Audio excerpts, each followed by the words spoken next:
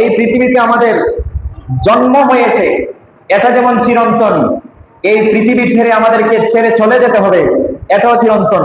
এই পৃথিবীতে আসার আগে আমরা আরেকটা জগতে ছিলাম, যেই জগতের নাম হচ্ছে আলমে আরওয়াহ, রূহের জগৎ। রূহের জগতে আমরা সবাই ছিলাম। রূহের জগতে আমরা চিরদিন থাকতে পারি নাই।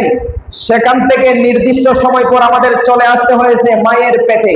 মায়ের গর্ভে যখন আমরা সবাই আসলাম, মায়ের গর্ভেও আমাদের চিরকাল থাকার কোনো সুযোগ হয় নাই। 10 মাস 10 দিন মায়ের গর্ভে থাকার পর আমরা চলে আসছি এই দুনিয়াতে।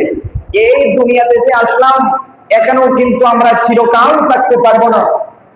যাকে আল্লাহ পাক যতদিনের জন্য হায়াতের বাজেট নির্ধারণ করে দিয়েছেন, সেই বাজেট হায়াত যখন শেষ হয়ে যাবে, এই দুনিয়া থেকেও আমাদেরকে চলে যেতে হবে।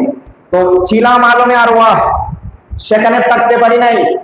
আল্লাহ পাকের কুদরতে আসলাম মায়ের গর্ভে, সেখানেও থাকতে পারলাম না।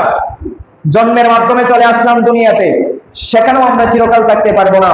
এই দুনিয়া থেকে আমাদেরকে আরেকটি জায়গায় যেতে হবে, সেই জায়গাটার নাম হচ্ছে কবর।